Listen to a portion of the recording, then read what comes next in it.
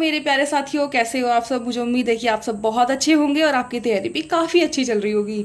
दोस्तों, आज हम ज्योग्राफी के एक बहुत इंपॉर्टेंट टॉपिक के बारे में बात करेंगे। यहाँ से आपके पेपर में एक क्वेश्चन फंसता ही फंसता है। क्लियर।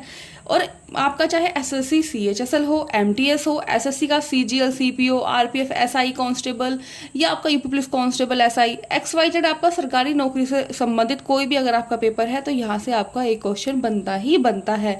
तो दोस्तों, वीडियो को एंड तक देखना, और अगर आपको मेरी वीडियो अच्छी लगे तो वीडियो को लाइक करना। आप मेरे चैनल पे नए आए तो मेरे चैनल को सब्सक्राइब करना मत भूलना।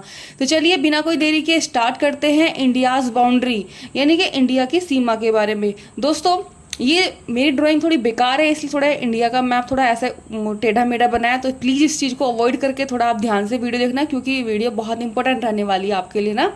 ठीक है, तो चलिए स्टार्ट करते हैं। इंडिया की मोस्टली बाउंड्री लाइन आर्टिफिशियल है। ज़्यादातर जो इंडिया की जो बाउंड्री है ना वो कृत्रिम है, यानी कि आर्टिफिशियल है। क्लियर।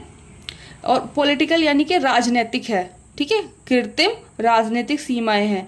Boundary are 3 type. जो इसकी भारत की सीमाएं हैं ना वो 3 टाइप्स में डिवाइड की हुई हैं।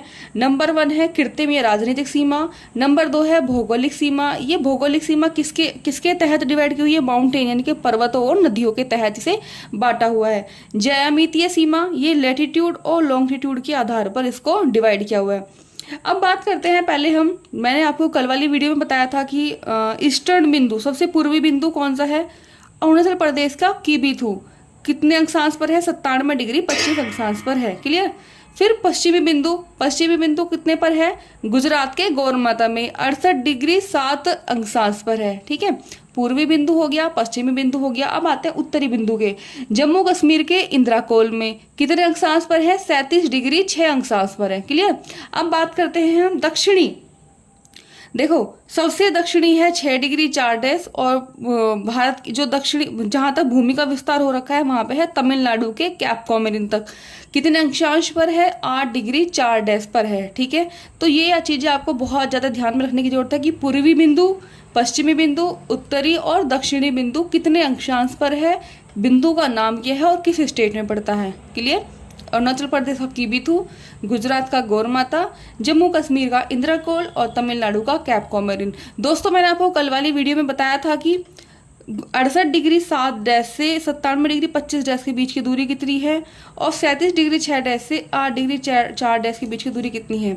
अगर आपने वीडियो बहुत अच्छे से ध्यान से देखी है तो आप इसकी जितनी भी दूरी है आप मुझे कमेंट करके बताइए कि कितनी डिस्टेंस है, क्योंकि पेपर के लिए बहुत ज़्यादा इंपॉर्टेंट रहने वाला है।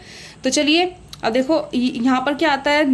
नियर बाय कंट्री नेपाल, इधर Bhutan, Myanmar, Bangladesh, Bay of Bengal, Maldives, Arabian Sea, और इधर पाकिस्तान, सबसे ऊपर है अफगानिस्तान। ठीक है, तो अब बात करते हैं हम पहली बाउंड्री लाइन की। ये जो है आर्टिफिशियल और पॉलिटिकल बाउंड्री।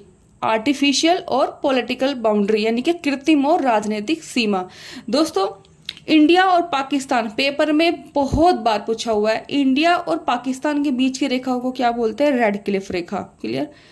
इंडिया और पाकिस्तान के बीच की रेखा को क्या बोलते हैं? Red Cliff. इंडिया और चाइना के बीच को क्या बोलते हैं? मैकमोहन। चाइना है इधर, इंडिया और चाइना के बीच की लाइन को क्या बोलते हैं? मैकमोहन। इंडिया और अफगानिस्तान के बीच की लाइन को क्या बोलता है? डूरंड रेखा। इंडिया और अफगानिस्तान के बीच की लाइन को बोलते हैं डूरंड रेखा। ठीक है, तो कृत्रिम और राजनीतिक सीमा आपकी क्लियर हो गई। अब बात करते हैं सेकंड बाउंड्री लाइन की, जो है भौगोलिक सीमा, यानी कि जो भौगोलिक सीमा किसके तहत डिवाइड की हुई है? पर्वतों और नदियों के द्वारा डिवाइड की हुई है। फ्रांस और स्विट्जरलैंड के बीच जूरा माउंटेन है। फ्रांस और जर्मनी के बीच वासजेज माउंटेन है। क्लियर। दोस्तों, अगर आप पेपर की दृष्टि से देखोगे तो सबसे ज्यादा इंपॉर्टेंट आपकी कृत्रिम राजनीतिक सीमा ही है। सेकंड नंबर पर आपकी ज्योमेट्रिकल बाउंड्री, ये पेपर की दृष्टि से बहुत ज्यादा इंपॉर्टेंट है। या तो क्वेश्चन यहाँ से फंसते हैं या क्वेश्चन यहाँ से फंसते हैं। ठीक है, ज्योमेट्रिकल बाउंड्री यानी कि ज्यामितीय सीमा, ये किसके तहत डिवाइड की हुई है? लेटीट्यूड और लॉन्गिट्यूड के आधार पर डिवाइड की हुई है। अब देखो, 49 डिग्री समांतर रेखा किसके बीच में है? कनाडा और यूएसए के बीच में है। 38 डिग्री समांतर रेखा नॉर्थ कोरिया और साउथ कोरिया के बीच में है। क्लियर।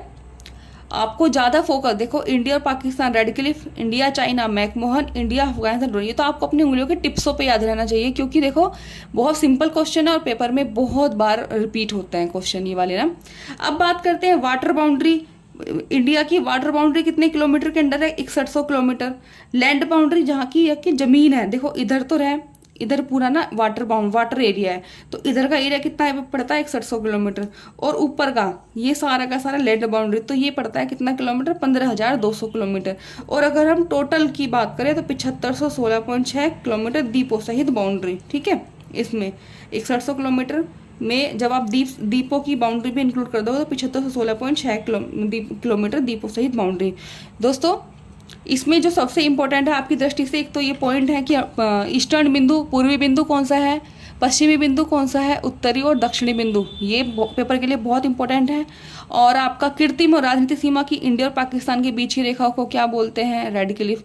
इंडिया और चाइना की बीच की रेखा को मैकमोहन। इंडिया और अफगानिस्तान की रेखा को ड्यूरंड। क्लियर।